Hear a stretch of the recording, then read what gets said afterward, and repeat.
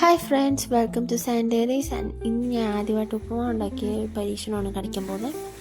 ആദ്യം ഞാൻ ഓയിലും ഗീയും കൂടി മിക്സ് ചെയ്ത് ചൂടാക്കി അത് അതിനകത്തോട്ട് കടുകിട്ട് അത് കടുവരയായ ശേഷം ചെറിയുള്ളിയും ഇഞ്ചി അരിഞ്ഞത് ഇട്ട് ഇളക്കി ഒന്ന് വഴന്നു വന്ന ശേഷം പച്ചമുളകിട്ട് അതൊന്ന് ഇളക്കി അതിന് ശേഷം ഒരു ഗ്ലാസ് വെള്ളം ഒഴിച്ചു.